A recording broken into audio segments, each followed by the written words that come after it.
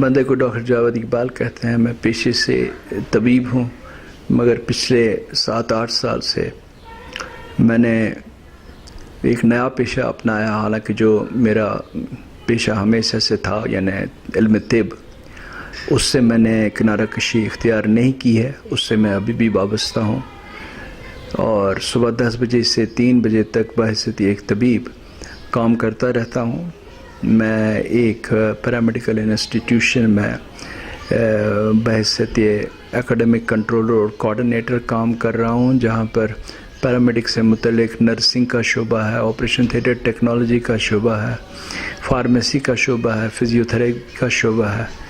اور وہاں کے اکیڈمکس میں کوآرڈینیٹ کر لیتا ہوں. اور دوپہر کے بعد 3 بجے کے بعد میں مطبوعات سے وابستہ ہو جاتا ہوں، اور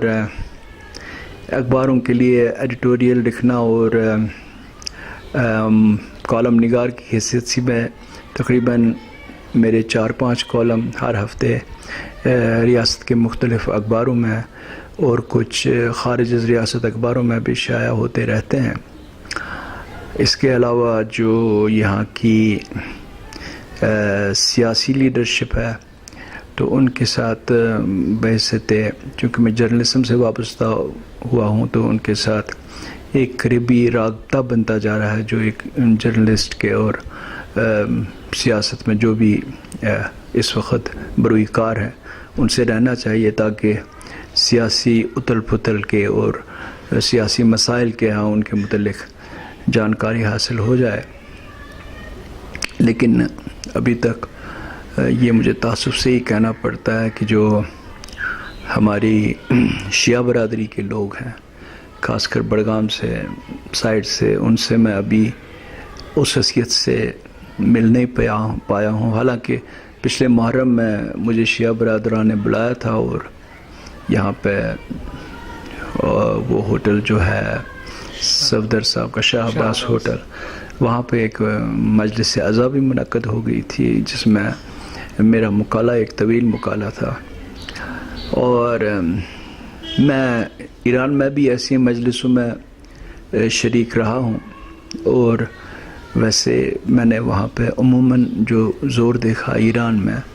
وہ کسی خاص فرقے سے تعلق نہیں رکھتا ہے. ان کے مسائل جو ہیں وہ ملت اسلامیہ کے بارے میں تھے، اور ہرگز یہ سیاہ سنی کا مسئلہ امام خمینی کے زمانے سے ہی وہاں یہ مطرح نہیں تھا. اور جہاں تک آیت اللہ طالقانی صاحب یا دیگر وہ زما تھے ایران کے، ان سب کا نظریہ اس معاملے میں بہت ہی کلیئر تھا، واضح تھا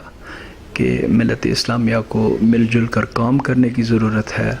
تاکہ جس عذاب میں مسلمین عالم پچھلی 2-3 صدیوں سے مبتلا ہے، ان کا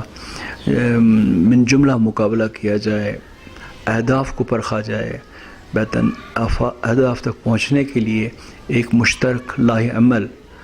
درپیش رکھنے کی ضرورت ہے، اور اس پہ کام کرنے کی ضرورت ہے. بس اللہ تبارک تعالیٰ سے یہی دعا ہے کہ جو امام خمینی خواب دیکھا تھا عالم اسلام کے بارے میں،